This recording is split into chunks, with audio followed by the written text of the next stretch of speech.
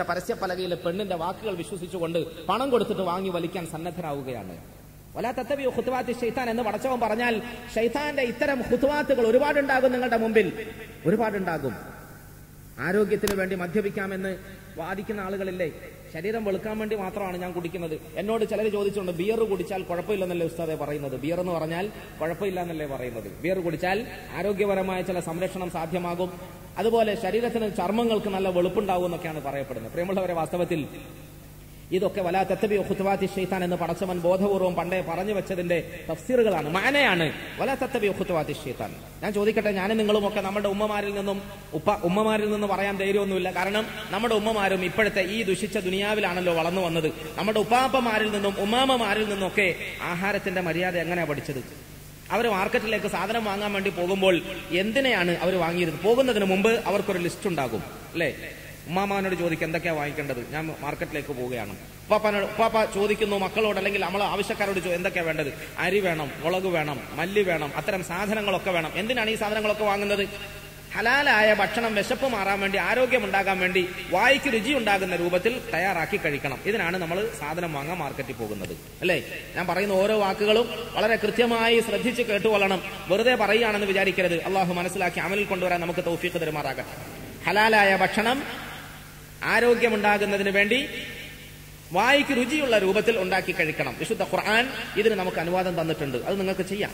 കുലൂ മിമ്മാ ഫിൽ അർദി ഹലാലൻ തയ്യിബ എന്നും കുലൂ മിൻ തയ്യിബാതി മാ റസഖ്നാകും വഷ്കുറൂ ലില്ലാഹി ഇൻ കുൻതും ഇയ്യാഹു തഅബുദൂൻ എന്ന മറ്റൊരു വചനത്തിൽ കുലൂ മിൻ തയ്യിബാതി മാ റസഖ്നാകും, നാം നിങ്ങൾക്ക് തന്നിരിക്കുന്നതിൽ നിന്നും തയ്യിബാത്തിനെ നിങ്ങൾ ഭക്ഷിച്ചുകൊള്ളുക, നല്ലതിനെ നിങ്ങൾ ഭക്ഷിച്ചുകൊള്ളുക. അല്ലാഹു സുബ്ഹാനഹു വ തആല ഈ ഭൂമിയിൽ ജന്തുജാലങ്ങളിൽ ഒരുപാട് നാൽക്കാലികളെ നിങ്ങൾക്ക് അനുവദനീയമാക്കി തന്നിരിക്കുന്നു. ആ നാൽക്കാലികളെ അവൻ കൽപ്പിച്ചതുപോലെ നിങ്ങൾക്ക് അറുക്കാം, അതിന്റെ മാംസത്തെ ശുദ്ധിയാക്കിയെടുക്കാം, അതിനെ അടുപ്പിലിട്ട് വേവിക്കാം, അതിനാവശ്യമായ മസാലകളൊക്കെ പുരട്ടാം, നിങ്ങൾക്ക് കഴിക്കാം. അതിന് അല്ലാഹു നിങ്ങൾക്ക് ഹലാലാക്കി തന്നിരിക്കുകയാണ്. അല്ലാതെ പച്ചക്കറി മാത്രം തിന്ന് ജീവിച്ചാലേ മനുഷ്യനാകാൻ പറ്റുമെന്നോ, പ്രകൃതിയുടെ ചികിത്സ അങ്ങനെ തന്നെ സ്വീകരിച്ചാലേ രോഗം മാറാൻ പറ്റുമെന്നൊന്നും വിശ്വസിക്കാൻ വിശുദ്ധ ഇസ്ലാം അനുവദിക്കുന്നൊന്നുമില്ല. قل من حرم زينة الله التي أخرج لعباده والطيبات من الرزق قل من حرم زينة الله التي أخرج لعباده والطيبات من الرزق قل നബി അവരോട് ചോദിക്കണം. ആരോട് ചോദിക്കണം?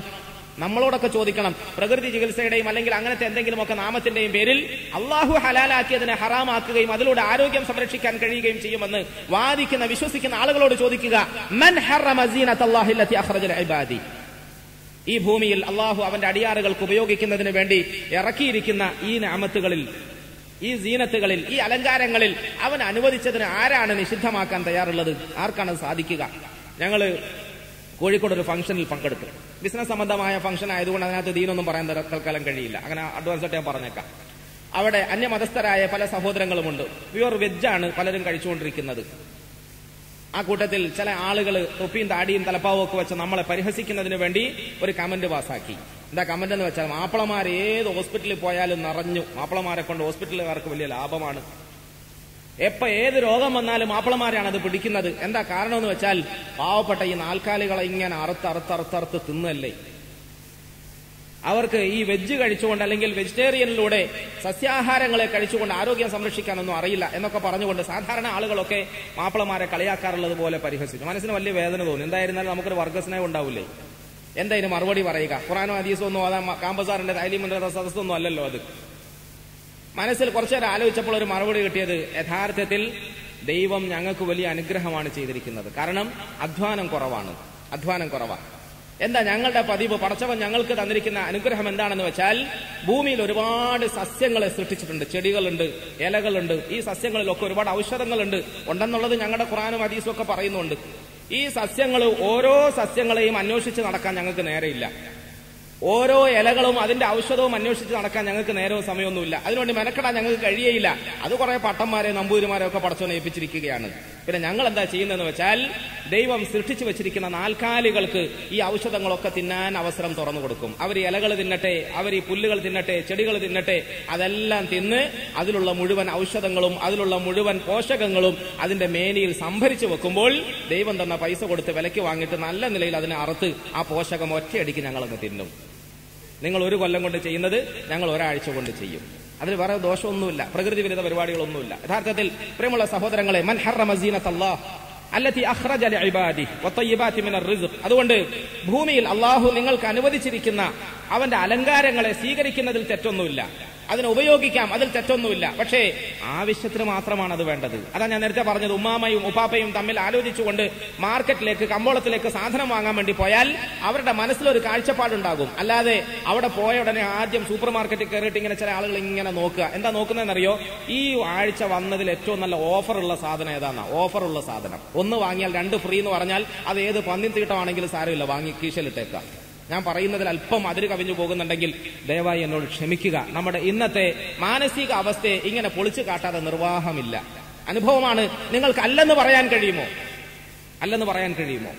സൂപ്പർ മാർക്കറ്റുകളിൽ പോയാൽ, മാർജിൻ ഫ്രീ ഷോപ്പുകളിൽ പോയാൽ ഇപ്പൊ പുതിയ പുതിയ വലിയ വൻകിടക്കാർ നമ്മുടെ നാട്ടിലേക്ക് വരുന്നുണ്ട്. കുറച്ചുകൂടി നമ്മുടെ സ്വാതന്ത്ര്യത്തെ ഹനിക്കുവാനും എന്ത് വാങ്ങണമെന്ന് ഉമ്മാമാനോട് ചോദിക്കാൻ പോലും അനുവാദമില്ലാതെ ഞങ്ങൾ പറയുന്നത് വാങ്ങിക്കൊള്ളണമെന്ന് നമ്മളെ നിർബന്ധിക്കാനും വൻകിട കുത്തകക്കാര് നമ്മുടെ നാട്ടിൽ സൂപ്പർ മാർക്കറ്റുകൾ കൈയടക്കാൻ പോവുകയാണ്.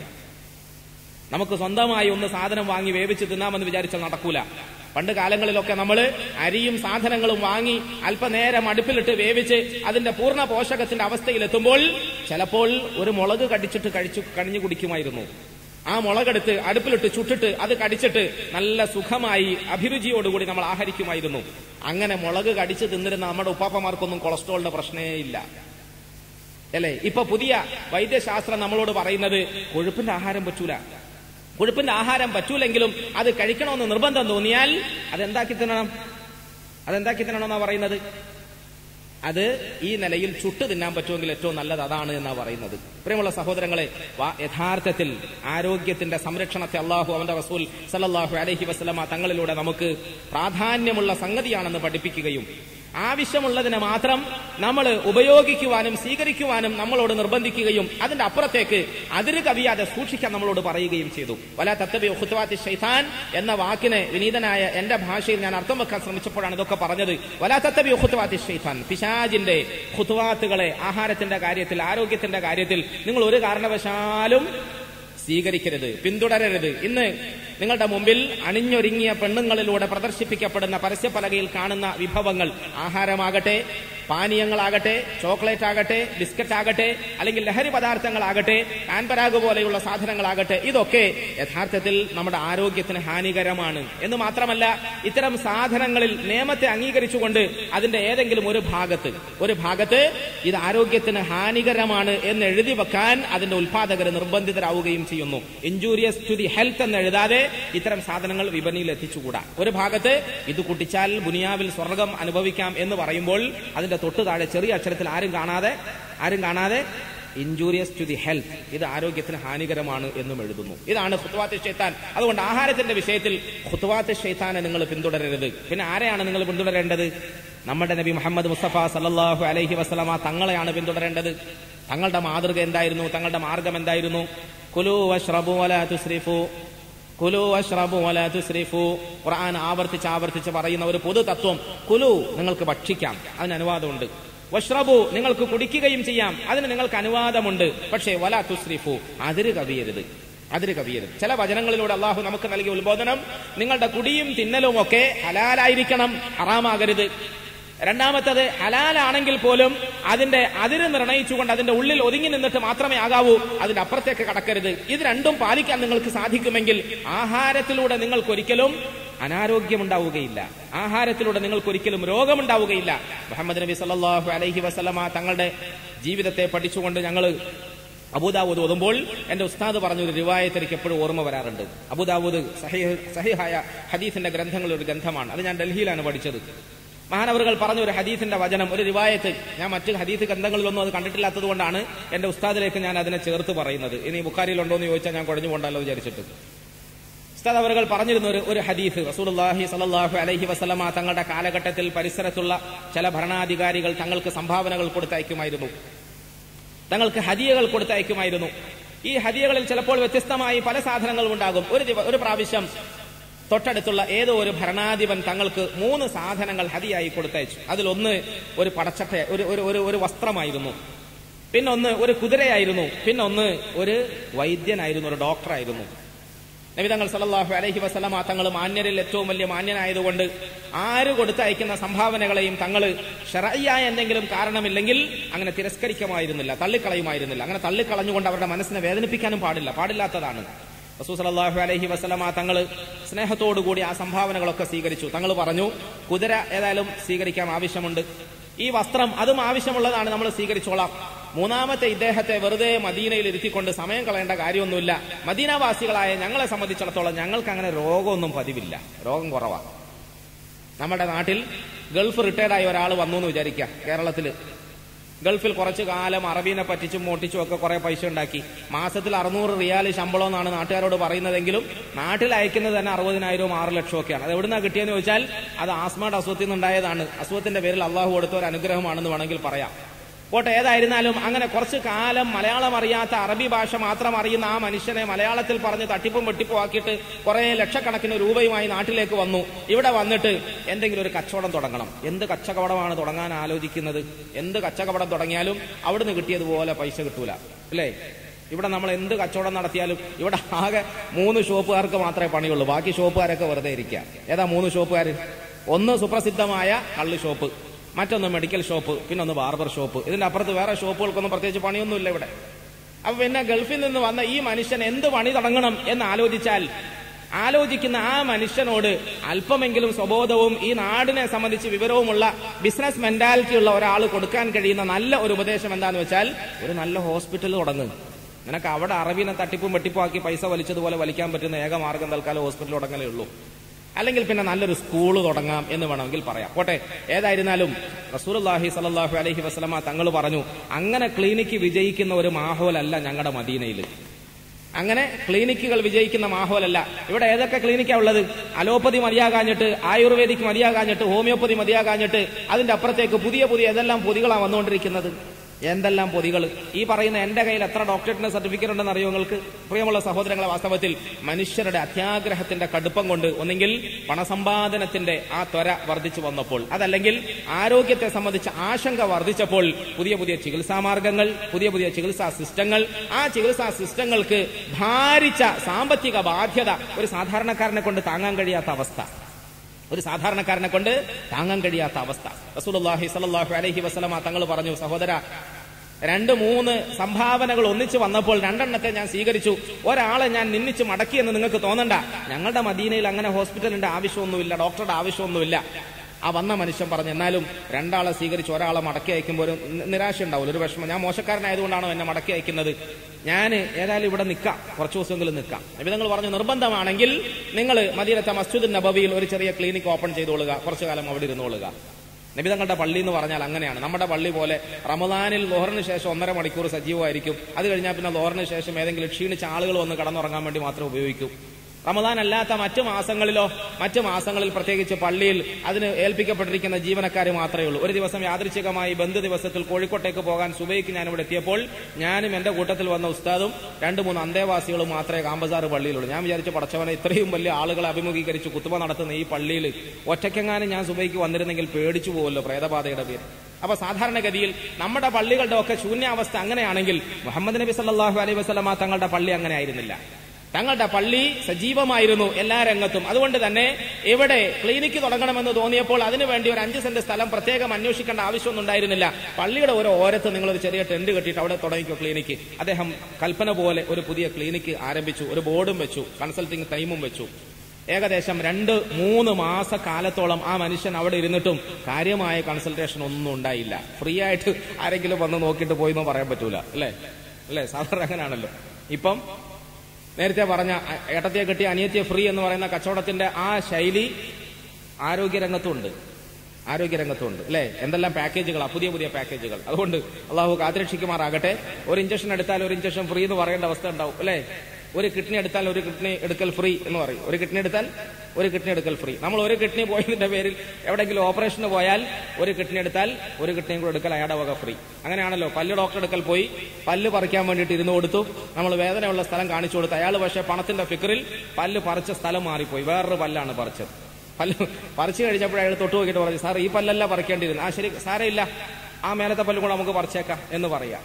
അതല്ലെങ്കിലോ ഒരു പല്ല് പറിക്കുന്ന ഡോക്ടർ പല്ല് പറിച്ചു കഴിഞ്ഞപ്പം എത്ര രൂപയായി? 30 രൂപയായി. ഇന്നത്തെ കാലത്തല്ല കേട്ടോ, പണ്ടത്തെ കാലത്ത്, എന്റെയൊക്കെ ചെറുപ്പത്തിൽ നമ്മൾ കൊടുത്ത കാലത്ത് 30 രൂപയായി. 50 രൂപയുടെ നോട്ട് കൊടുത്തു. 50 രൂപയുടെ നോട്ട് കൊടുത്തപ്പോൾ 20 രൂപ ബാക്കി തരാൻ കയ്യിലില്ല. എന്താ ചെയ്യാ? ഒരു കാര്യം ചെയ്യ്, 20 രൂപയ്ക്ക് ഒരു പല്ലും കൂടെ പറിച്ചേക്കാം, ഇരിക്ക്, 5 രൂപ 10 രൂപ ഫ്രീ.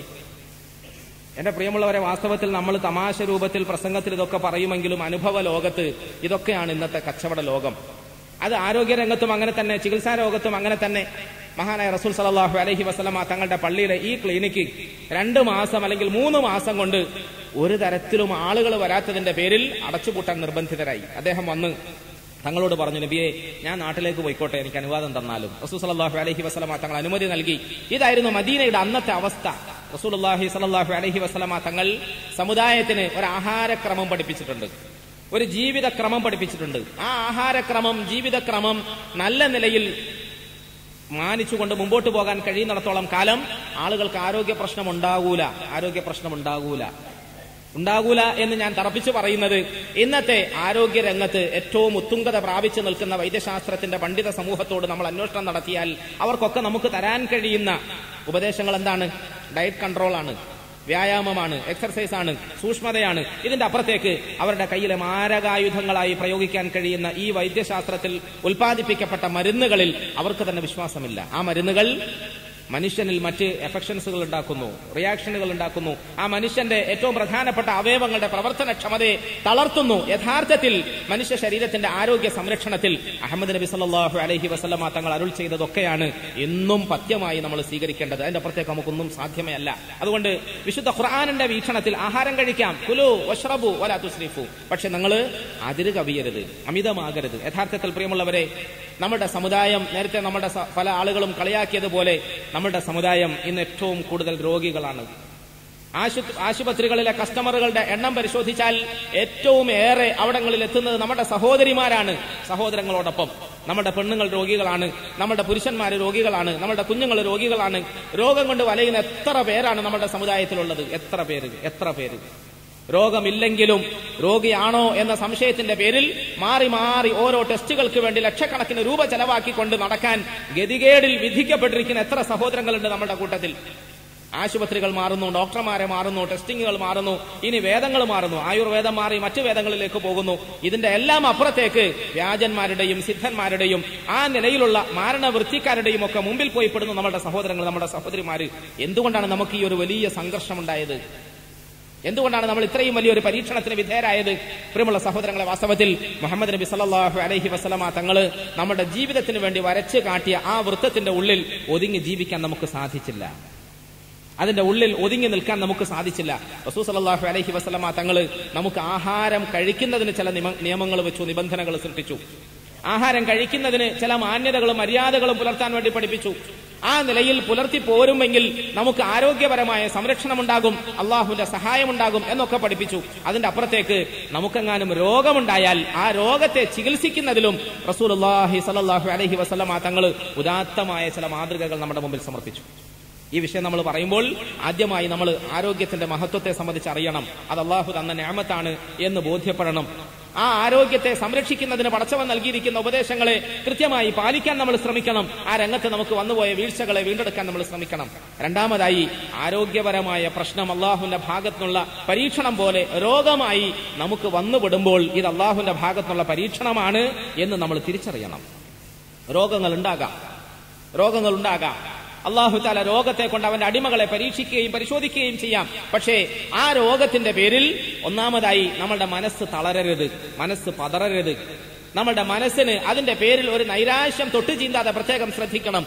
രോഗമുണ്ടാകുമ്പോൾ ആ രോഗം തന്നവൻ അള്ളാഹു ആണെന്ന് തിരിച്ചറിയണം. ഒരു പക്ഷേ ആ രോഗം വരാൻ ഒരു പരിധി വരെയുള്ള കാരണക്കാരന് ഞാൻ തന്നെയാണ് എന്ന് തിരിച്ചറിയണം. ഇദാ മരിൽതു ഫഹുവ യശ്ഫീൻ, ഇബ്രാഹിം അലൈഹിസ്സലാമയുടെ വചനമായി അള്ളാഹു ഖുർആനിൽ പറഞ്ഞത് അള്ളാഹുവിനെ കുറിച്ച് പരിചയപ്പെടുത്തിക്കൊണ്ട്, അല്ലദീ യുത്ഇമുനി വയസ്ഖീനി വഇദാ മരിൽതു ഫഹുവ യശ്ഫീനി, അവനാണ് എനിക്ക് ആഹാരം തന്നത്, അവനാണ് എനിക്ക് കുടിക്കാൻ തന്നത്, അവനാണ് എനിക്ക് ആഹാരം തന്നത്, അവനാണ് എനിക്ക് കുടിക്കാൻ തന്നത്, അവനാണ് എനിക്ക് ജനനവും മരണവും നിശ്ചയിക്കുന്നത്. അതുപോലെ തന്നെ ഞാനെങ്ങാനും രോഗിയായാൽ അവനാണ് എന്നെ ചികിത്സിക്കുന്നത്, എനിക്ക് സുഖം തരുന്നത്. ഞാൻ രോഗിയായാൽ അതുവരെയും അള്ളാഹു എനിക്ക് ഭക്ഷണം തന്നു, അള്ളാഹു എനിക്ക് ജനനം തന്നു, അള്ളാഹു എനിക്ക് മരണം തന്നു എന്നൊക്കെ പറഞ്ഞിട്ട് ഞാൻ രോഗിയായാൽ എന്ന് പറഞ്ഞതിന്റെ പ്രയോഗത്തെക്കുറിച്ച് മുഫസ്സിറുകൾ പറയുന്നത്, ഞാൻ രോഗിയായി എന്ന് പറയുന്നത് ഒരു പരിധിവരെയും എന്റെ കയ്യിലിരിപ്പിന്റെ കടുപ്പം കൊണ്ടുണ്ടായതാണ്, എന്റെ അശ്രദ്ധ കൊണ്ട് വന്നതാണ്. സൂക്ഷിക്കാൻ ഞാൻ പണ്ടേ പറഞ്ഞില്ലേ, നീ സൂക്ഷിക്കാത്തോണ്ടല്ലേ ഇങ്ങനെ വന്നത് എന്ന് നമ്മൾ മക്കൾക്ക് സോക്കേട് വരുമ്പോൾ അവരുടെ നേരെ കലമ്പാറുണ്ട്. സാധാരണഗതിയിൽ ഒരു പരിധിവരെയും നമ്മളുടെ കയ്യിലിരിപ്പിന്റെ കടുപ്പം കൊണ്ടോ മോശത്തരം കൊണ്ടോ ആണ് രോഗമുണ്ടാവുക. അങ്ങനെ രോഗമുണ്ടായാൽ തന്നെ അത് അള്ളാഹുവിന്റെ പരീക്ഷണമാണ്. ആ പരീക്ഷണത്തിൽ നമ്മളെ സഹായിക്കാൻ അള്ളാഹ്ക്ക് മാത്രമേ സാധിക്കുകയുള്ളൂ.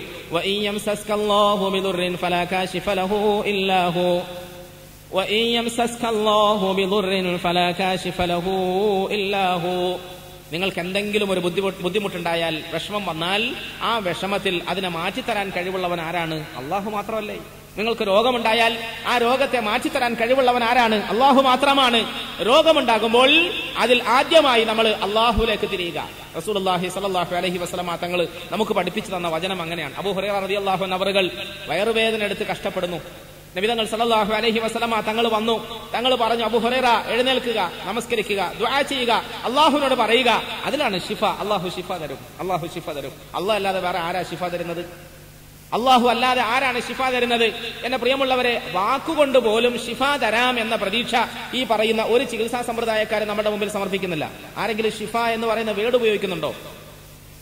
നമ്മൾ ആലോചിച്ച് നോക്കുക. ശിഫ എന്ന് പറയുന്ന വേർഡ് ഏതോ മുസ്ലിം ഡോക്ടർമാര് അവരുടെ ആശുപത്രികൾക്ക് നാമം നൽകാൻ വേണ്ടിയിട്ട് ഷിഫ ക്ലിനിക് എന്നിട്ടു എന്നല്ലാതെ ഷിഫ എന്ന് പറയുന്ന ഒരു പ്രയോഗം വൈദ്യശാസ്ത്രത്തിന് അന്യമാണ്.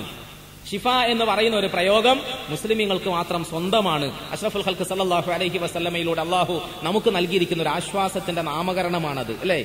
ട്രീറ്റ്മെന്റ് എന്നാണ് പറയുക, ചികിത്സ എന്നാണ് പറയുക, വൈദ്യസഹായം എന്നാണ് പറയുക. വൈദ്യന്റെ സഹായം നമുക്ക് നൽകാൻ കഴിയും, ഷിഫ നൽകാൻ കഴിയില്ല.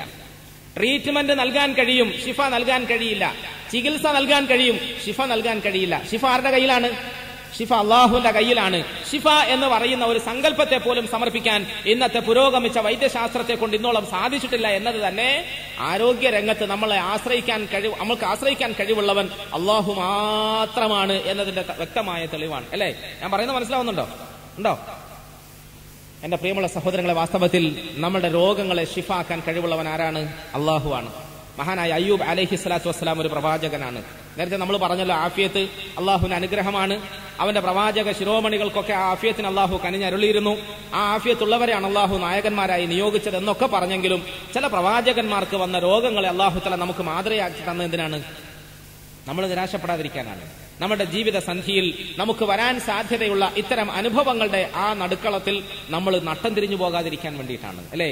വഅയ്യൂബ ഇദ് നാദാ റബ്ബഹു അന്നി മസ്സനിയൽ ളുർ വഅൻത അർഹമുർ റാഹിമീൻ ഫസ്തജബ്നാ ലഹു ഫകശഫ്നാ മാ ബിഹി മിൻ ളുർ.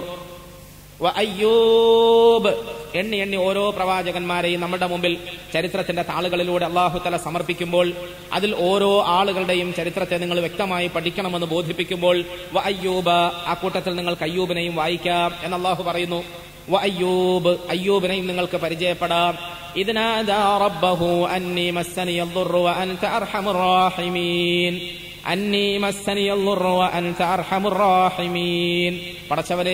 പടച്ചവനെ അന്നി മസ്സനിയൽ ളുർ, എനിക്ക് ബുദ്ധിമുട്ടുകൾ വന്നു, എനിക്ക് പ്രയാസങ്ങൾ വന്നു, വിഷമങ്ങൾ വന്നു. എന്ത് രോഗമാണ് വന്നത്? അല്ലെങ്കിൽ എന്ത് കഷ്ടമാണ് ഞാൻ അനുഭവിക്കുന്നത്? എത്ര കണ്ട് വേദനയാണ് ഞാൻ അനുഭവിക്കുന്നത്? എത്ര കാലമായി ഞാൻ വേദന തിന്നുന്നു എന്നൊന്നും പറയാതെ റബ്ബി ഇന്നി മസ്സനിയൽ ളുർ, റബ്ബി ഇന്നി മസ്സനിയൽ ളുർ, എനിക്ക് ബുദ്ധിമുട്ട് വന്നു പടച്ചവനെ. ഞാൻ നിന്റെ സാധാരണക്കാരനായ ഒരു അടിമയാണ്, സാധുവായ ഒരു ദാസനാണ്. എനിക്ക് നീ നൽകിയ രോഗത്തിന്റെ തീഷ്ണതകളും കാഠിന്യതകളും ഒക്കെ കുറച്ചു കാലമായി ഞാൻ കടിച്ചിറക്കുന്നു. പക്ഷേ താങ്ങാൻ കഴിയാത്തൊരവസ്ഥയിലേക്ക് വന്നപ്പോൾ ഇന്നി മസ്സനിയൽ ളുർ വഅൻത അർഹമുർ റാഹിമീൻ, കാരുണ്യവാനായ അല്ലാഹുവേ, നിന്റെ കൃപയിലേക്ക് ഞാൻ ആവശ്യക്കാരനായി, നിന്റെ കാരുണ്യത്തിലേക്ക് ഞാൻ ആവശ്യക്കാരനായി, നീ എന്നെ സഹായിക്കണമേ എന്ന വാക്കുപോലും പറയാതെ എന്റെ അവസ്ഥയിലെ വിഷമതകളെ അവന്റെ മുമ്പിൽ തുറന്നു വെക്കാൻ ശ്രമിക്കുന്നു. വദ്കുർ അബ്ദനാ അയ്യൂബ്, മറ്റൊരു സ്ഥലത്ത് സൂറത്ത് സാദിൽ അല്ലാഹു തആല ഈ അയ്യൂബ് അലൈഹി സ്വലാത്തു വസ്സലാമയുടെ ചരിത്രം പറഞ്ഞപ്പോൾ നമ്മളോട് പറഞ്ഞത്, അയ്യൂബിനെ നിങ്ങൾ സ്മരിക്കുമോ? അയ്യൂബിനെ നിങ്ങൾ ഓർക്കുമോ? ആ അയ്യൂബിന് അല്ലാഹു തആല നൽകിയ രോഗത്തെയും അതിന്റെ കടുപ്പത്തെയും നിങ്ങൾ പഠിക്കുമോ? എന്നിട്ട് ആ കഠിനമായ രോഗശയ്യയിൽ പോലും ക്ഷമ അവലംബിച്ചുകൊണ്ട് സഹിച്ചു കഴിഞ്ഞുകൂടിയ അയ്യൂബിനെ കുറിച്ച് നിങ്ങൾക്കറിയണം. എന്നിട്ട് അല്ലാഹു സുബ്ഹാനഹു വ തആല പറഞ്ഞു, നിഅമൽ അബ്ദ് ഇന്നഹു അവ്വാബ്, നിഅമൽ അബ്ദു ഇന്നഹു അവ്വാബ്. അടിമകളുടെ കൂട്ടത്തിൽ ഏറ്റവും മാന്യനായ നല്ലവനായ അടിമ അയ്യൂബാണ് അലൈഹിസ്സലാം. എന്താ കാരണം? അല്ലാഹു തആല നൽകിയ പരീക്ഷണത്തെ പരീക്ഷണമാണെന്ന് ബോധ്യപ്പെടുകയും ആ പരീക്ഷണത്തിന്റെ പേരിൽ മനസ്സ് പതറാതെ തളർന്നു പോകാതെ ഉറച്ചു നിൽക്കുകയും അല്ലാഹു തന്നതിനെ തരണം ചെയ്യാൻ തയ്യാറാവുകയും ചെയ്തു. വസ്തഈനു ബിസ്സബ്രി വസ്സലാഹ് വഇന്നഹാ ലകബീറത്തുൻ ഇല്ലാ അലൽ ഖാശിഈൻ الذين يظنون أنهم ملاقو ربهم وأنهم إليه راجعون. രോഗമുണ്ടാകുമ്പോൾ ആദ്യത്തേത് അള്ളാഹു തന്നതാണെന്ന് ബോധ്യപ്പെട്ടുകൊണ്ട് ക്ഷമിക്കാൻ തയ്യാറാവുക, അവൻ തന്നതാണ് എന്ന് മനസ്സിലാക്കിക്കൊണ്ട് അവനിൽ തവക്കുൽ ചെയ്യാൻ തയ്യാറാവുക. രണ്ടാമത്തേത് അവനോട് തന്നെ സഹായം തേടുക. വസ്തഈനു ബിസ്സബ്രി വസ്സലാഹ്. ക്ഷമ കൊണ്ടും നമസ്കാരം കൊണ്ടും അവനോട് തന്നെ സഹായം തേടുക. നമ്മൾ രോഗം വന്നാൽ ആദ്യം ഓടുന്നത് അടുത്ത ഹെൽത്ത് ക്യാമ്പിലേക്കാണ്, അല്ലെങ്കിൽ അടുത്ത പരിചയമുള്ള ഡോക്ടർ അടുക്കിലേക്കാണ്. അവിടുന്ന് പറ്റുന്നില്ല എന്ന് കാണുമ്പോഴാണ് അടുത്ത വലിയ ആശുപത്രിയിലേക്കും ജില്ലാ ആശുപത്രിയിലേക്കും മെഡിക്കൽ കോളേജിൽ നിന്ന് മണിപ്പാലിലേക്കും അതിന്റെ അപ്പുറത്തേക്കും ഒക്കെ പോയിട്ട് എങ്ങൊന്നും രക്ഷയില്ല എന്ന് പറയുമ്പോൾ ഇനി ദൈവത്തിന്റെ കയ്യിലാണെന്ന് പറയുക, അല്ലെ? ഇനി ദൈവത്തോട് പ്രാർത്ഥിച്ചോ, ഇനി പടച്ചവനോട് പ്രാർത്ഥിച്ചോ. പ്രിയമുള്ളവരെ, വാസ്തവത്തിൽ പരിശുദ്ധ ഖുർആനും ഹദീസും നമുക്ക് പഠിപ്പിക്കുന്ന ശൈലി അങ്ങനെയല്ല. ആദ്യമായി നമുക്ക് എന്തെങ്കിലും ഒരു ബുദ്ധിമുട്ട് വന്നു, എന്തെങ്കിലും ഒരു ബുദ്ധിമുട്ട്, അത് ചെറുതാകട്ടെ വലുതാകട്ടെ, റസൂലുള്ളാഹി സ്വല്ലല്ലാഹു അലൈഹി വസല്ലമ തങ്ങൾ പറഞ്ഞതുപോലെ നടന്നു പോകുന്ന പോക്കിൽ ചെരുപ്പിന്റെ വാറ് പൊട്ടിയാൽ പോലും നമ്മൾ ചെരുപ്പ് കുത്തി അന്വേഷിക്കുന്നതിന് മുമ്പായി നമ്മുടെ രക്ഷിതാവിനോട് സഹായം തേടാനാണ് നമ്മളെ പഠിപ്പിച്ചത്. റസൂലുള്ളാഹി സ്വല്ലല്ലാഹു അലൈഹി വസല്ലമ തങ്ങൾ ചികിത്സാ രംഗത്ത് നമുക്ക് ആദ്യം നൽകുന്ന മാതൃകയും മാർഗനിർദ്ദേശവും അത് തന്നെയാണ്. നമ്മൾ ആദ്യം അല്ലാഹുവിനോട് ദുആ ചെയ്യുക. വസ്തഈനു ബിസ്സബ്രി വസ്സലാഹ്. പക്ഷേ വഇന്നഹാ ലകബീറത്തുൻ ഇല്ലാ അലൽ ഖാശിഈൻ വഇന്നഹാ ലകബീറത്തുൻ ഇല്ലാ അലൽ ഖാശിഈൻ. അങ്ങനെ പ്രതിസന്ധി ഘട്ടത്തിൽ രോഗം കൊണ്ട് കഷ്ടപ്പെടുമ്പോൾ ഇവിടുന്ന് ഗുണം കിട്ടൂല, അടുത്ത സ്ഥലത്തേക്ക് എടുത്തോ എന്ന് പറഞ്ഞുകൊണ്ട് ആംബുലൻസ് നമ്മൾ പായുമ്പോൾ ഈ സമയത്തൊന്നും പെട്ടെന്നൊന്ന് നിസ്കരിക്കണമെന്ന് തോന്നാൻ സാധാരണഗതിയിൽ ആളുകൾക്ക് സാധ്യമേ അല്ല. വഇന്നഹാ ലകബീറത്തുൻ ഇല്ലാ അലൽ ഖാശിഈൻ. ഖാശിഈങ്ങൾക്ക് മാത്രമേ അത് പറ്റുകയുള്ളൂ. ഖാശിഈങ്ങൾക്ക് മാത്രം. ആരാണ് ഖാശിഈങ്ങൾ? അല്ലദീന യദുന്നൂന അന്നഹും മുലാഖൂ റബ്ബിഹിം വഅന്നഹും ഇലൈഹി റാജിഊൻ. നാളെ താമസിയാതെ ഒരു വേള അവന്റെ മുമ്പിൽ പോകേണ്ടി വരും, അവനുമായി കണ്ടുമുട്ടേണ്ടി വരും, പടച്ചവന്റെ മുമ്പിൽ പോയി നിൽക്കേണ്ടതല്ലേ എന്ന ബോധ്യമുണ്ടാകും. അബു ഹസൻ അലി നദവി റഹിമഹുല്ലാ അവറുകൾ അദ്ദേഹത്തിന്റെ ഒരു ഗ്രന്ഥത്തിൽ എഴുതിയ ഒരു ചെറിയ സംഭവമുണ്ട്, അത് ഞാൻ പറയാം. അദ്ദേഹം പറയുന്നു, സഹാറംപൂർ എന്ന് പറയുന്ന യുപിയുടെ ഒരു സ്ഥലത്ത് ഒരു വയോവൃദ്ധൻ രോഗിയായി. വൃദ്ധനായ മനുഷ്യൻ, ഇന്നത്തെ പോലെ വാഹന സൗകര്യങ്ങളൊന്നുമില്ലാത്ത, ആശുപത്രികൾ സുലഭമല്ലാത്ത, ഡോക്ടർമാരേറെയില്ലാത്ത, പ്രത്യേകിച്ച് വിദ്യാഭ്യാസപരമായി പിന്നോക്കം നിൽക്കുന്ന ഉത്തർപ്രദേശിന്റെ ഒരു ഉൾഗ്രാമത്തിൽ ഒരു വയോവൃദ്ധനായ മനുഷ്യൻ രോഗിയായി. വയോവൃദ്ധനായി മനുഷ്യന്റെ രോഗം കലശലായി. അദ്ദേഹത്തിന് താങ്ങാൻ കഴിയുന്നില്ല, കഷ്ടപ്പെട്ടു, പ്രയാസപ്പെട്ടു, ബുദ്ധിമുട്ടി. ഇങ്ങനെ പ്രയാസം സഹിച്ചുകൊണ്ട് 2-3 ദിവസം കഴിഞ്ഞുകൂടി. നിർവാഹമില്ലാതെയായപ്പോൾ അദ്ദേഹത്തിന്റെ ബന്ധുക്കളും സുഹൃത്തുക്കളും ഒക്കെ കൂടി സാമ്പത്തികം അവിടുന്ന് ഇവിടുന്നും ഒക്കെ കടവും വാങ്ങി പൊക്കിയെടുത്ത് വളരെ കഷ്ടപ്പെട്ട്, വാഹനമൊന്നുമില്ലാത്ത ആ നാളിൽ എടുത്തിട്ടും പിടിച്ചു നടത്തിയിട്ടുമൊക്കെ പട്ടണത്തിലുള്ള ഒരു ആശുപത്രിയിലേക്ക് വന്നു ഡോക്ടറെ കാണാൻ വേണ്ടി വന്ന് കാത്തിരിക്കുന്നു. കുറെ നേരങ്ങൾക്ക് ശേഷം ഡോക്ടർ പ്രത്യക്ഷപ്പെട്ടു. ഈ രോഗിയുടെ നമ്പറായി, ടോക്കൺ നമ്പറായി ഇദ്ദേഹത്തെ വിളിച്ചു. അത്തേക്ക് പോയപ്പോൾ പരിശോധന തുടങ്ങുന്നതിന് മുമ്പ് ഈ മനുഷ്യൻ വികലവിശ്വാസമുള്ള ആളായിരുന്നു. പേരിന് മുസ്ലിം ആണെങ്കിലും മറ്റെന്തോ വിശ്വാസം വെച്ച് പുലർത്തുന്ന ഒരാളായിരുന്നു. അയാള് പരിശോധന തുടങ്ങുന്നതിന് മുമ്പ് ഈശ്വര പ്രാർത്ഥന നടത്തുന്നത് പോലെ മറ്റേതോ ഒരു പ്രാർത്ഥന നടത്തി. അയാള് ഒരു വലതുഭാഗത്ത് അല്പം ചരിഞ്ഞു നിന്നുകൊണ്ട് ഏതോ ഒരു പ്രാർത്ഥന നടത്തി കുറെ സമയം. നമ്മളൊക്കെ അങ്ങനെ പല സിദ്ധന്മാരുടെയും സാഹചര്യങ്ങളുടെയും ഇസ്മിന്റെ പണിക്കാരുടെ ഒക്കെ അടുത്ത് പോയി പെട്ടിട്ടുള്ള അനുഭവം ഉണ്ടാവും. അതിലേതെങ്കിലും ഒരു പ്രാർത്ഥന എന്ന് വിചാരിച്ചോ. അങ്ങനത്തെ ഒരു പ്രാർത്ഥന ഇദ്ദേഹം നീട്ടി നടത്തി. ഇത് കണ്ടപ്പോൾ ഇത്ര കഷ്ടപ്പെട്ട് പ്രയാസപ്പെട്ട് അയാളുടെ മുമ്പിൽ ചികിത്സ ആഗ്രഹിച്ചുകൊണ്ട് വന്ന ഈ വൃദ്ധനായ മനുഷ്യൻ ചികിത്സ വേണ്ട എന്ന് പറഞ്ഞുകൊണ്ട് പുറത്തേക്കിറങ്ങി. കൂടെ വന്ന് ചെറുപ്പക്കാർ അദ്ദേഹത്തെ കുറ്റപ്പെടുത്തി. എന്താ ഉപ്പാപ്പ ഈ പറയുന്നത്? നമ്മൾ എത്ര മെനക്കെട്ട അവിടെ നിന്ന് ഇവിടത്തോളം വന്നത്? എന്നിട്ട് ഈ മനുഷ്യനെടുക്കുന്ന ചികിത്സ വേണ്ടാന്ന് പറഞ്ഞു പോവുകയാണോ? എന്തുകൊണ്ടാണ് പോകുന്നത്? അദ്ദേഹം പറഞ്ഞു, വേണ്ട, ഇയാൾ എന്നെ ചികിത്സിക്കണ്ട. അയാൾ ചികിത്സിക്കണ്ട എന്ന് പറഞ്ഞാൽ കാണുന്നില്ലേ അയാളുടെ മോശമായ ഈ പ്രാർത്ഥനയും, മുസ്ലിം ആണെങ്കിൽ പോലും അവൻ ചെയ്യുന്ന ഈ ശിർക്കിയായ പ്രവർത്തനങ്ങളും കാണുന്നില്ലേ? ഇവന്റെ മുമ്പിൽ ചികിത്സ സ്വീകരിക്കാൻ ഞാൻ തയ്യാറേ അല്ല. കൂട്ടത്തിൽ വന്ന ചെറുപ്പക്കാർ പറഞ്ഞു, അയാളുടെ ശിർക്കും അയാളുടെ പ്രവർത്തനവും ബിദഅത്തും ഒക്കെ അവനും പടച്ചവനുമായിട്ട് ആയിക്കോട്ടെ, നമ്മളെന്തിനാ അത് നോക്കുന്നത്? നമ്മൾ അയാളുടെ പ്രിസ്ക്രിപ്ഷൻ വാങ്ങിച്ചിട്ട് മരുന്ന് പുറത്തുനിന്ന് വാങ്ങി തിന്നാ പോരെ. ഈ മനുഷ്യൻ പറഞ്ഞ ആ പഴയ കാലത്തെ മനുഷ്യരുടെ മോമിനിങ്ങളുടെ മനസ്സിലുണ്ടായിരുന്ന തൗഹീദും അവരുടെ വിശ്വാസവും ഒക്കെ നമ്മൾ അളക്കണം, മനസ്സിലാക്കണം. അള്ളാഹു നമുക്ക് മനസ്സിലാക്കാൻ തൗഫീഖ് തരുമാറാകട്ടെ. ഈ മനുഷ്യൻ പറഞ്ഞു, സഹോദരങ്ങളെ, ഞാൻ ഇയാളുടെ മുമ്പിൽ പോയിട്ട് ചികിത്സ ആവശ്യപ്പെട്ടു. ഇയാളോട് ഞാൻ മരുന്ന് വാങ്ങിക്കഴിച്ചു. എന്റെ വിശ്വാസം എന്താണ്? ഇയാൾക്ക് ഷിഫാക്കാൻ വേണ്ടിയിട്ടുള്ള സാധ്യതയുണ്ട്, കഴിവുണ്ട്. അയാൾ എനിക്ക് വേണ്ടിയിട്ട് മരുന്ന് എഴുതി തന്നു. അതൊരു ഉപകാരമാണ്. ഈ ഉപകാരം ഞാൻ അയാളിൽ നിന്ന് പറ്റിയിട്ട് അയാളുടെ മരുന്ന് വാങ്ങി കഴിച്ചാൽ രോഗം ഷിഫയാകുമെന്ന വിശ്വാസം വെച്ച് പുലർത്തിക്കൊണ്ട് രാത്രിയിൽ ഞാൻ പോയി നമസ്കരിക്കാൻ വേണ്ടി നിൽക്കും. ഹനഫിയായ ആ മനുഷ്യനെ സംബന്ധിച്ചിടത്തോളം വിത്ർ നമസ്കാരത്തിന്റെ 3-ാമത്തെ റക്അത്തിൽ ഒരു ഖുനൂത്ത് ഓതാറുണ്ട്. നമ്മൾ ചില സ്ഥലങ്ങളിൽ റമദാനിന്റെ അവസാനത്തെ ഭാഗത്ത് ഓതാറുള്ള ഖുനൂത്തുകളിൽ ചില ഇമാമിയങ്ങൾ ചേർത്ത് പറയാറുള്ള ചില ഖുനൂത്തുണ്ടല്ലോ. അല്ലാഹുമ്മ ഇന്നാ നസ്തഈനുക വനസ്തഗ്ഫിറുക വനസ്തഹ്ദിയുക എന്ന് പറയുന്ന ഈ ഖുനൂത്തിന്റെ വചനം, ഈ ദുആ ഹനഫി മദ്ഹബ് പ്രകാരം എല്ലാ ദിവസത്തെ രാത്രിയിലെ വിത്ർ നമസ്കാരത്തിലെ അവസാന ഭാഗത്ത് ചൊല്ലുന്നതാണ്. അതങ്ങനെ പതിവുണ്ട്, അത് സുന്നത്താണ്. ഹനഫിയായ ഞാന് ഇയാളോട് മരുന്നും വാങ്ങി കുടിച്ചിട്ട് രാത്രി പോയി നമസ്കരിക്കാൻ വേണ്ടി കൈകെട്ടി നിന്നിട്ട് ഖുനൂത്തിൽ പടച്ചവനോട് എന്തൊക്കെയാ പറയാൻ പോകുന്നത്? എന്തൊക്കെയാ പറയാം? പടച്ചവനെ, നിന്നോട് അക്രമം പുലർത്തുന്ന, നിന്നോട് അവിശ്വാസം വെച്ച് പുലർത്തുന്ന, നിന്നോട് അനീതി കാട്ടുന്ന ആളുകളെയൊക്കെ ഞാൻ ഉപേക്ഷിക്കുന്നു. അവരുമായിട്ടൊന്നും എനിക്ക് യാതൊരു ബന്ധവുമില്ല എന്നൊക്കെ പറഞ്ഞിട്ട് ഫഇന്ന അദാബകൽ ജിദ്ദ ബിൽ കുഫാരി മുൽഹഖ് എന്ന് ഞാൻ പറയുമല്ലോ. കുഫാറുകളോട്, അവിശ്വാസികളോട്, അനാവശ്യമായ ജീവിതത്തിൽ വേണ്ടാധീനങ്ങൾ വെച്ചു പുലർത്തുന്നവരോട് നിന്റെ ശിക്ഷ അങ്ങേയറ്റം മുൽഹഖാണ്, ബന്ധിച്ചു നിൽക്കുന്നു എന്നൊക്കെ ഞാൻ പ്രാർത്ഥിക്കുമല്ലോ. എനിക്ക് ഉപകാരം ചെയ്ത ഈ ഡോക്ടർക്കെതിരെ ഞാൻ പ്രാർത്ഥിക്കുകയോ? രണ്ടും കൂടെ പറ്റൂല. ഒന്നെങ്കിൽ അവനും അവന്റെ വിശ്വാസഹീനതയും കൊണ്ട് അവൻ പോയിക്കോട്ടെ, ഞാനും അവനുമായി ഒരു ബന്ധവുമില്ല. എന്റെ പ്രിയമുള്ള സഹോദരങ്ങളെ, മഹാനായ അബുൽ ഹസൻ അലി നദവി റഹിമഹുല്ല അവറുകൾ നമ്മുടെ മുമ്പിൽ വരച്ചിട്ട് തരുന്ന ഒരു ഉപമ യഥാർത്ഥത്തിൽ നഷ്ടപ്പെട്ടു പോയ നമ്മളുടെ പ്രതാപത്തെ വീണ്ടെടുക്കാനുള്ള ഒരു വിളിയാളമാണ്. എന്ന് പറഞ്ഞാൽ, മുസ്ലിമീങ്ങളായ നമുക്ക് നമ്മുടെ ചികിത്സാ രംഗത്ത്, നമുക്ക് നമ്മളുടെ ആരോഗ്യ രംഗത്ത്, നമുക്ക് നമ്മളുടെ ആവശ്യ പൂർത്തീകരണ രംഗങ്ങളിലൊക്കെ നമ്മുടെ രക്ഷിതാവിലേക്ക് മടങ്ങാൻ, അള്ളാഹുലേക്ക് മടങ്ങാൻ, അവന്റെ സഹായം മാത്രം ചോദിക്കാൻ, അവന്റെ മുമ്പിൽ ഞാൻ പോയി നിൽക്കേണ്ടി വരുമല്ലോ എന്ന ബോധമുണ്ടാക്കാൻ, അങ്ങനെ ഒരു ബോധത്തോടു കൂടി ജീവിക്കാനും ജീവിതത്തിൽ വരുന്ന കഷ്ടതകളെ തരണം ചെയ്യാനും ആ കഷ്ടതകളുടെ പരിഹാരത്തിന് വേണ്ടി ആശുപത്രികളെയോ ഡോക്ടർമാരെയോ വൈദ്യന്മാരെയോ സമീപിച്ചാൽ പോലും ആ ബോധം മനസ്സിലുണ്ടാകാൻ. വസ്തഈനു ബിസ്സബ്രി വസ്സലാ وإنها لكبيرة إلا على الخاشعين الذين يظنون أنهم ملاقو ربهم وأنهم إليه راجعون. ഖാശിഈങ്ങൾ ആരാണെന്ന് അല്ലാഹു പറഞ്ഞപ്പോൾ അവരാരാണ്? അല്ലദീന യദുന്നൂന അന്നഹും മുലാഖു റബ്ബിഹിം. താമസിയാതെ ഇപ്പൊ ഞാൻ എങ്ങനെങ്കിലും ആവശ്യം നടക്കാൻ വേണ്ടിയിട്ട് ആരോടെങ്കിലും എന്തെങ്കിലും ഒക്കെ വാങ്ങി തിന്നുകയും രോഗശമനത്തിന് വേണ്ടിയിട്ട് അനാവശ്യമായ പ്രാർത്ഥനകളോ വഴിപാടുകളോ ഒക്കെ നടത്താൻ നിർബന്ധിതനാവുകയും ചെയ്താലും നാളെ ഞാൻ എന്റെ റബ്ബിനെ കാണണ്ടേ, അവന്റെ മുമ്പിൽ പോയി നിൽക്കണ്ടേ. ഈ സാധാരണക്കാരനായ ആ വൃദ്ധന്റെ മനസ്സിലുണ്ടായതുപോലെ ഇവിടുന്ന് ഞാൻ ഇതൊക്കെ പറഞ്ഞിട്ട് രാത്രി നമസ്കാരത്തിന് ശേഷം കൈകെട്ടി നിന്നുകൊണ്ട് ഞാൻ ഇതിന് വിപരീതമായി പറയണ്ടേ, പ്രാർത്ഥിക്കണ്ടേ? അത് പറ്റൂല. ആ ബോധം നമ്മുടെ മനസ്സിലുണ്ടെങ്കിൽ തീർച്ചയായും നമുക്ക് നമസ്കാരത്തിലൂടെ ശമനം തേടാൻ കഴിയും, ദുആയിലൂടെ നമുക്ക് ശിഫ വാങ്ങിയെടുക്കാൻ കഴിയും.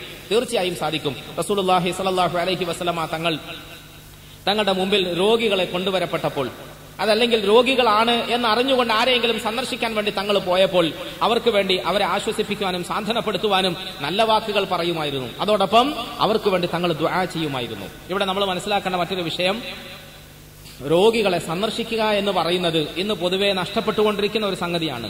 രോഗസന്ദർശനം ഒരു വഴിപാട് പോലെ ആയി മാറി. അല്ലെങ്കിൽ ബന്ധത്തിന്റെ പേരിൽ അയാളെ കാണാൻ പോയിട്ടില്ലെങ്കിൽ അയാൾ എന്തു പറയും എന്ന നിലയിൽ നമ്മൾ ചെയ്യുന്ന ഒരു കർമ്മം പോലെയായി, ഒരു കടമ നിർവഹിക്കൽ മാത്രമായി.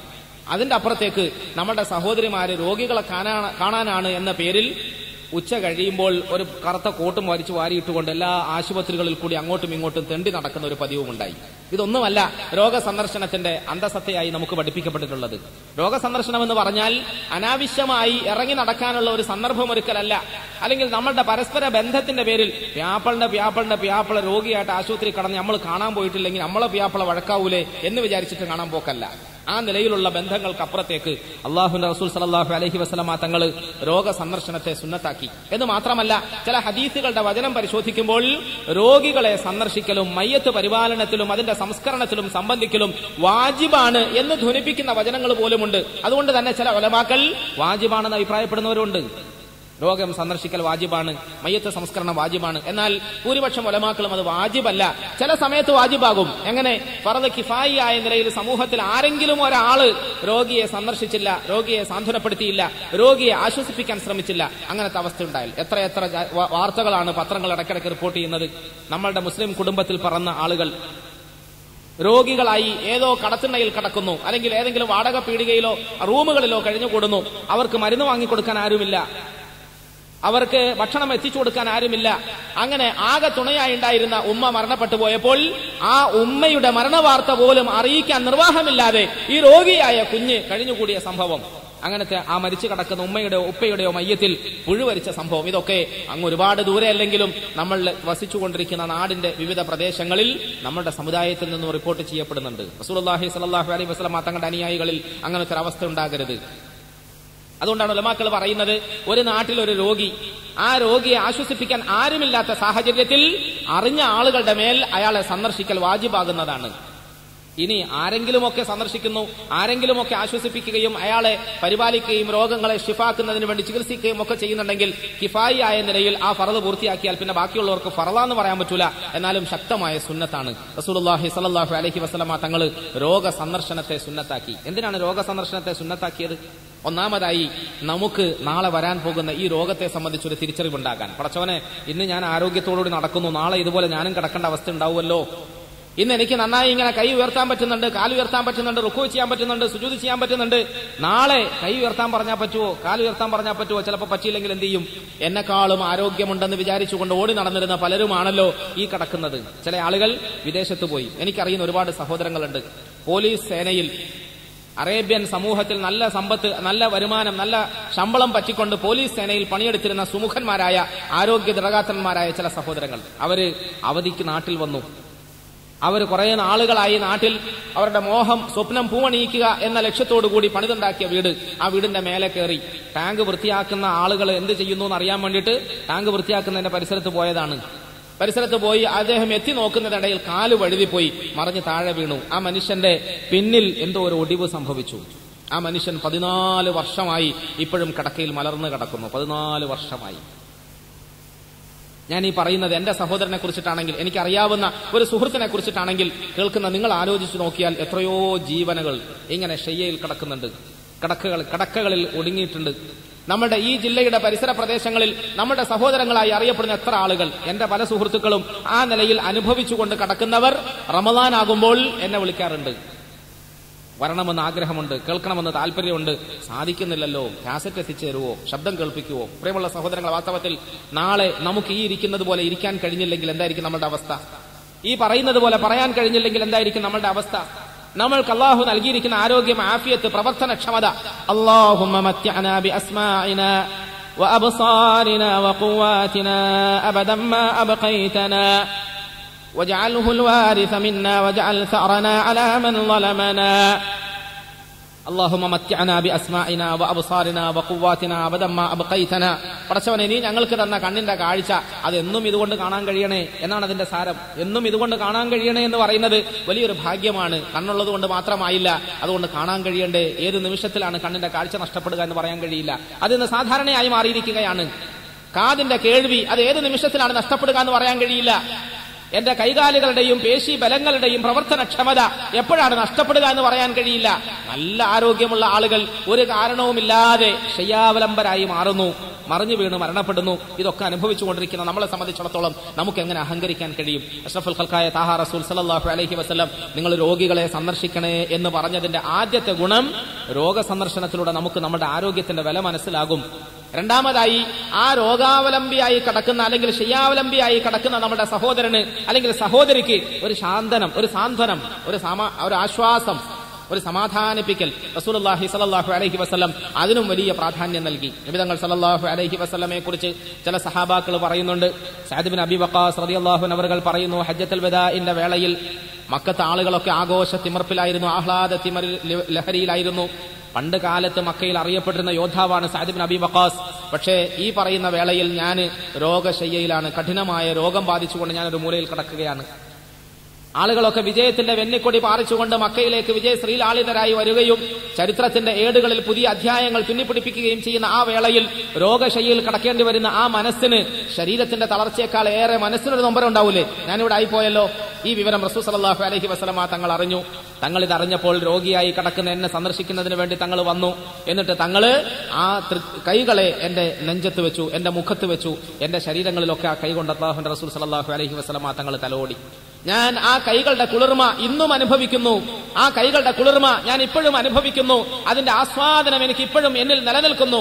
മഹാനായ റസൂൽ സല്ലല്ലാഹു അലൈഹി വസല്ലമ തങ്ങള് എന്നെ ആശ്വസിപ്പിച്ചു. സഅദേ, സമാധാനിക്കുക, അള്ളാഹു നിനക്ക് ശിഫ തരും, അള്ളാഹു നിനക്ക് ശിഫ തരും, അള്ളാഹു നിനക്ക് ശിഫ തരും. റസൂൽ സല്ലല്ലാഹു അലൈഹി വസല്ലമ തങ്ങൾ അള്ളാഹുവിനോട് ദുആ ചെയ്ത്, പടച്ചവനെ നീ സഅദിന് സുഖം നൽകണേ, ശമനം നൽകണേ, ശിഫ നൽകണേ, സുഖം നൽകണേ എന്ന് ദുആ ചെയ്തു. എന്നിട്ട് നബി സല്ലല്ലാഹു അലൈഹി വസല്ലമ തങ്ങൾ എന്നെ ആശ്വസിപ്പിച്ചുകൊണ്ട് പറഞ്ഞു, സഅദേ, നീ ബേജാറാകണ്ട, ഇനിയും നിനക്ക് നാളുകൾ ബാക്കിയുണ്ടാകും.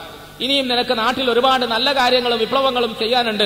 ഇനി നിന്നെക്കൊണ്ട് മുസ്ലിമീങ്ങളായ ഒരുപാട് ആളുകൾക്ക് ഉപകാരം ലഭിക്കാനുണ്ട്. അമുസ്ലിമീങ്ങളായ പലരുടെ ഹുങ്കിനെയും നിന്റെ കൈകളെയും ആരോഗ്യത്തെയും കൊണ്ട് നശിപ്പിക്കാനുമുണ്ട്. അതുകൊണ്ട് പടച്ചവൻ നിനക്ക് നല്ല ആഫിയത്ത് തരും. എനിക്ക് ആശ്വാസമുണ്ടായി, ആവേശമുണ്ടായി, ആഫിയത്തുണ്ടായി. നമ്മൾ പറയാറില്ലേ, ചിലപ്പോൾ ചില ഡോക്ടർമാരെ കണ്ടാൽ അവരുമായിട്ട് സംസാരിച്ചിട്ട് പുറത്തിറങ്ങുമ്പോൾ പകുതി അസുഖം മാറി എന്ന് പറയും. പകുതി അസുഖം മാറി, മരുന്ന് കഴിക്കുന്നതിന് മുമ്പ് തന്നെ പകുതി അസുഖം മാറി. എന്താ പകുതി അസുഖം മാറിയത്? പോയ ഉടനെ അവർ നമ്മളെ നന്നായി ഒന്ന് ചെക്കപ്പ് ചെയ്യുന്നു. ചെക്കപ്പ് വാസ്തവത്തിൽ ഒന്നും ഉണ്ടാവൂല. എന്താ ചെക്കപ്പ് ഉള്ളത്? കാര്യമായ ചെക്കപ്പ് ഒന്നുമില്ല. ചെക്കപ്പ് ചെയ്താലും കണ്ടെത്താൻ കഴിയാത്ത സ്ഥലത്താണ് അല്ലാഹു തആല ഇപ്പോൾ രോഗങ്ങൾ ഒളിപ്പിച്ചു വെച്ചിരിക്കുന്നത്, അല്ലേ? നമ്മൾ എത്ര അത്യന്താധുനികമായ പുതിയ പുതിയ മിഷനുകൾ പുതുതായി വികസിപ്പിച്ചെടുത്താലും ആ മിഷന്റെ ക്യാമറ കണ്ണുകളുടെ അപ്പുറത്തേക്ക് അല്ലാഹു സുബ്ഹാനഹു വ തആല അണുക്കളെ ഒളിപ്പിക്കും, രോഗത്തെ ഒളിപ്പിക്കും. നമ്മളെ പരിശോധിക്കാൻ വിചാരിച്ചാൽ പരിശോധിപ്പിക്കും. അള്ളാഹുവിന്റെ മുമ്പിൽ ഒരു കാരണവശാലും നമുക്ക് രക്ഷപ്പെടാൻ കഴിയും. ഒരു സഹോദരൻ എല്ലാ നോമ്പിലും ഇവിടെ വന്നുകൊണ്ടിരുന്ന ഒരു സഹോദരനെ കാണാഞ്ഞിട്ട് ഞാൻ ഫോൺ ചെയ്തപ്പോൾ അദ്ദേഹം കിടക്കയിലാണ്, കുറച്ച് ദിവസമായി. രോഗം എന്താണെന്ന് നാട്ടിലെ വിദഗ്ധന്മാരായ ആളുകളൊക്കെ പരിശോധിച്ചിട്ടും കിട്ടുന്നേയില്ല. ഇപ്പൊ അവസാനമായി കുറെ നാളുകളുടെ ടെസ്റ്റിന് ശേഷം ഒരു നിഗമനത്തിലെത്തിയത് ഷുഗർ രോഗിയാണ്. ഷുഗർ സാധാരണ എല്ലാവർക്കും ഉള്ള രോഗിയല്ലേ? പണ്ട് നമുക്ക് വയറ്റിളക്കം എന്ന് പറയുന്നത് പോലെയാണ് ഇപ്പൊ ഷുഗർ എന്ന് പറയും. എല്ലാവർക്കും ഷുഗർ ഉണ്ട്. പക്ഷെ ഈ ഷുഗർ രോഗിയായ ആ മനുഷ്യനെ സംബന്ധിച്ചിടത്തോളം എന്ത് പരിശോധന നടത്തിയിട്ടും എന്താണ് പ്രശ്നമെന്ന് കണ്ടെത്താൻ കഴിയാതെ അവസാനം ഇപ്പോൾ എത്തിയ നിഗമനം, ഷുഗർ രോഗികളെ സംബന്ധിച്ചിടത്തോളം അവരുടെ എല്ലിന്റെയും മജ്ജയുടെയും ഇടയിൽ എന്തോ ഒന്ന് സംഭവിക്കുന്നു. അതെന്താണെന്ന് കണ്ടുപിടിക്കാൻ പറ്റുന്നില്ല. അതാണ് ഇദ്ദേഹത്തിന്റെ ശരീരത്തിൽ ഇപ്പോൾ അനുഭവിച്ചുകൊണ്ടിരിക്കുന്നത്. അങ്ങോട്ട് എത്തുകയാണ് നിഗമനം. ഇനി അവിടുന്ന് അങ്ങോട്ട് നിഗമനങ്ങളിലൂടെ പഠനങ്ങൾ തുടരണം, എവിടൊക്കെയോ എത്തണം. ആളുകൾ എന്ത് പുതിയ പുതിയ അത്യന്താധുനികമായ മിഷനറികൾ കണ്ടെത്തിയാലും അതിന്റെ അപ്പുറത്തേക്ക് അല്ലാഹു തആല അണുക്കളെ ഒളിപ്പിച്ചു വെക്കും, രോഗത്തെ ഒളിപ്പിച്ചു വെക്കും. പടച്ചോൻ നമ്മളെ പരിശോധിക്കാൻ വിചാരിച്ചാൽ ആ പടച്ചോനെ കൊണ്ടല്ലാതെ നമ്മളെ സമാധാനിപ്പിക്കാൻ കഴിയുകയില്ല. പണ്ട് കാലങ്ങളിലൊക്കെ നമുക്ക് എന്തെങ്കിലും വിഷമങ്ങൾ ഉണ്ടാകുമ്പോൾ ഒന്ന് എക്സ്റേ എടുക്കണമെന്ന് പറയും. എക്സ്റേ എടുത്തുകൊണ്ടൊന്ന് നോക്കുമ്പോൾ അതിൽ ചിലതൊക്കെ തിരിയും, ചിലതൊക്കെ തിരിയില്ല. ഇപ്പൊ നമ്മൾ മനസ്സിലാക്കുന്നു എക്സ്റേയിൽ തിരിയാത്ത ഏതോ ഒരുപാട് നിഗൂഢതകളുണ്ട്. അത് കണ്ടെത്താൻ വേണ്ടിയിട്ട് നമ്മൾ MRI സ്കാൻ എന്ന് പറയുന്ന പുതിയൊരു വിദ്യ കണ്ടുപിടിച്ചു. MRI സ്കാൻ ചെയ്താലും കണ്ടെത്താൻ കഴിയാത്ത ഒരുപാട് വിദ്യകൾ പടച്ചവൻ ഒളിപ്പിച്ചു വെച്ചിട്ടുണ്ടെന്നാണ് ഇപ്പൊ നമുക്ക് കിട്ടുന്ന പുതിയ വിവരം. മറ്റൊന്ന്, ഡയഗ്നൈസ് ചെയ്യുക എന്ന് പറയുന്നത് രോഗശമനത്തിന് ആദ്യത്തെ പടിയാണ്, ചികിത്സയിൽ ആദ്യത്തെ പടിയാണ്. ഇത് നടത്താൻ അള്ളാഹു ആർക്കാണ് കഴിവ് കൊടുക്കേണ്ടത്? ഏത് വിദഗ്ധ ഡോക്ടർക്ക് എപ്പോൾ അള്ളാഹു തോന്നിപ്പിച്ചു കൊടുക്കുന്നോ അതിൽ ആ രോഗിക്ക് ഭാഗ്യമുണ്ടെങ്കിൽ ഡയഗ്നൈസ് ശരിയാകും. അല്ലെങ്കിലോ ഇജ്തിഹാദ് പഴയ്ക്കും. ഇജ്തിഹാദ് പഴച്ചാലും 2 കൂലി എന്നാണല്ലോ ഫുഖഹാക്കൾ പറഞ്ഞിരിക്കുന്നത്. ഇജ്തിഹാദ് പഴച്ചുകൊണ്ടാണ് പലപ്പോഴും നമ്മൾ മരുന്ന് കഴിക്കാൻ നിർബന്ധിതരാകുന്നത്. ഒരു ഇജ്തിഹാദാണത്. ആ ഇജ്തിഹാദ് പിഴവ് വന്നാൽ 1 കൂലി കിട്ടും. പിഴവ് വന്നില്ല, അത് ഗുണമാണെങ്കിലോ 2 കൂലി കിട്ടും. രോഗം മാറുകയും ചെയ്യും, മരുന്ന് വലിക്കുകയും ചെയ്യും. പ്രിയമുള്ളവരെ, വാസ്തവത്തിൽ ഒരുതരം ഇജ്തിഹാദിന്റെ ലോകത്ത് മനുഷ്യരുടെ നിഗമനങ്ങളും സങ്കല്പങ്ങളും അവരുടെ അറിവുകളും ഒക്കെ വെച്ചുകൊണ്ട് വലിയൊരു അടരാട്ടം നടത്തുകയാണ്. അതിന് പ്രതിഫലം എന്നോണം ലക്ഷക്കണക്കിന് രൂപ കൊയ്യുകയും ലാഭമുണ്ടാക്കുകയും ചെയ്യുകയാണ്. ഷിഫ എന്ന് പറയുന്ന സാധനം പടച്ചവന്റെ കയ്യിൽ അവൻ ഒളിപ്പിച്ചു വെച്ചിരിക്കുകയാണ്. അവൻ ഇഷ്ടപ്പെടുന്നവർക്ക് മാത്രം അവൻ കൊടുക്കുന്നു. നിങ്ങളുടെ അനുഭവത്തിൽ തന്നെ ആലോചിച്ച് നോക്കുക. നമ്മൾ MRI സ്കാൻ എടുത്തു. ആ സ്കാനുമായി നമുക്ക് ഏറ്റവും വിശ്വാസമുള്ള കേരളത്തിലോ അല്ലെങ്കിൽ ഏഷ്യയിലോ നമ്പർ 1 ഇൻ ഏഷ്യ എന്നൊക്കെയാണല്ലോ സാധാരണ ഡോക്ടേഴ്സിനെ കുറിച്ച് പറയാറുള്ളത്. ഏഷ്യയിലെ ഏറ്റവും വലിയ ഡോക്ടറെ നമ്മൾ പോയി കണ്ടു. ആ ഡോക്ടറുടെ കയ്യിൽ നമ്മൾ ഈ സ്കാൻ കൊടുക്കുന്നു, MRI സ്കാന്റെ ഫിലിം. അത് വെച്ചിട്ട് അയാൾ ഇങ്ങനെ നോക്കുന്നു. ഞാൻ ഈ പറയുന്നതൊക്കെ എന്റെ സ്വന്തം സഹോദരങ്ങളുടെയും എന്റെ അനുഭവത്തിന്റെ അടിസ്ഥാനത്തിലാണ്. ഇത് വെച്ച് ഇങ്ങനെ നോക്കിയിട്ട് അയാൾക്ക് ഒരു എത്തുപിടി കിട്ടുന്നില്ല. നമുക്കിനി എന്താ ചെയ്യാനുള്ളത്? ഒരു കാര്യം ചെയ്യാം, നമുക്കൊരു CT സ്കാൻ കൊടുത്തു കളയാം. അല്ലെങ്കിൽ നമുക്ക് എന്തെങ്കിലും ഒരു എന്നിങ്ങനെ പറഞ്ഞിട്ട് ഒരു ഉരുളലാണ്. ആ ഉരുളിന്റെ മുമ്പിൽ നമ്മൾ ഗതിയില്ലാതെ കൈയും കെട്ടി നിൽക്കലാണ്. എന്നാൽ ഇതേ സാധനവും എടുത്തുകൊണ്ട് എന്റെ സ്വന്തം അനുഭവത്തിൽ ഈ സ്കാനിന്റെ ഫിലിമുമായി മറ്റൊരു ഡോക്ടറെ നമ്മൾ സമീപിച്ചപ്പോൾ അദ്ദേഹം അതെടുത്തുകൊണ്ട് വളരെ കൃത്യമായി പറഞ്ഞു, ഈ രോഗം ഇന്നതാണ്. ഈ രോഗം നമ്മുടെ സാധാരണ ഇടുപ്പിലുണ്ടാകുന്ന അതിന്റെ ബോണിന്റെ ഉള്ളിൽ വരുന്ന ഒരു കോട്ടിംഗ്, ബ്ലഡ് കോട്ടിംഗ് ആണ്. ഇതിന് ചികിത്സ ഇന്നതാണ്. അതുകൊണ്ട് ഈ ചികിത്സ നടത്താൻ ഒന്നെങ്കിൽ ഇവിടെ അതല്ലെങ്കിൽ എറണാകുളത്തേക്ക് നിങ്ങൾ അടിയന്തരമായി അഡ്മിറ്റ് ആക്കണം. പ്രിയമുള്ളവരെ, വാസ്തവത്തിൽ ആദ്യം പറഞ്ഞ ഡോക്ടർ മോശക്കാരനല്ല. ആ ഡോക്ടറെ കൈകൊണ്ട് സുഖം കിട്ടിയ ഒരുപാട് ആളുകൾ ഈ സദസ്സിൽ തന്നെ ഉണ്ടാകും. പക്ഷേ ഡയഗ്നൈസ് എന്ന് പറയുന്നത് ഒരു ഭാഗ്യമാണ് എന്ന് നമ്മൾ വിശ്വസിക്കുന്നു. ഭാഗ്യമാണെന്ന് പറഞ്ഞാൽ എന്താ അർത്ഥം? ഭാഗ്യമാണെന്ന് പറഞ്ഞാൽ എന്താ അർത്ഥം? പടച്ചവന്റെ വിധിയാണ്. അള്ളാഹു ശിഫ കൊടുക്കാൻ ഉദ്ദേശിച്ചാൽ, അള്ളാഹു ശമനം നൽകാൻ ഉദ്ദേശിച്ചാൽ ശമനം കിട്ടുന്നു. അള്ളാഹു ശിഫ കൊടുക്കണ്ടെന്ന് വിചാരിച്ചാൽ പിന്നെ ഏത് ഡോക്ടർ വിചാരിച്ചാലും ഡയഗ്നൈസ് ചെയ്യാൻ കഴിയുന്നില്ല, ട്രീറ്റ് ചെയ്യാൻ കഴിയുന്നില്ല. ശിഫ എന്ന് പറയുന്നത് നമുക്ക് കിട്ടാക്കനിയായി മാറുന്നു. അതുകൊണ്ട് തന്നെ മുഹമ്മദ് നബി സല്ലല്ലാഹു അലൈഹി വസല്ലമ തങ്ങൾ രോഗികളെ സന്ദർശിക്കാൻ വേണ്ടി കൽപ്പിച്ചപ്പോൾ അവരെ ആശ്വസിപ്പിക്കാനും അവരെ സമാധാനിപ്പിക്കാനും പഠിപ്പിച്ചു. അവർക്ക് വേണ്ടി ദുആ ചെയ്യാൻ വേണ്ടി പഠിപ്പിച്ചു. പടച്ചവനെ, നീയാണ് ശിഫ നൽകേണ്ടവൻ. ആയിഷ റളിയല്ലാഹു അൻഹ അവர்கள் പറയുന്ന ഹദീസിൽ ഇങ്ങനെ ഉദ്ധരിക്കപ്പെടുന്നുണ്ട്, നബി തങ്ങൾ സല്ലല്ലാഹു അലൈഹി വസല്ലം ഏതെങ്കിലും ഒരു രോഗിയെ സന്ദർശിക്കാൻ പോയാൽ അവരുടെ അരികിൽ നിന്നുകൊണ്ട് തങ്ങൾ ഇങ്ങനെ ദുആ ചെയ്യുമായിരുന്നു: അല്ലാഹുമ്മ റബ്ബന്നാസ് അദ്ഹിബിൽ ബഅസ് ഫശ്ഫി അൻത ഷാഫി ലാ ശിഫാഅ ഇല്ലാ ശിഫാഉക് ലാ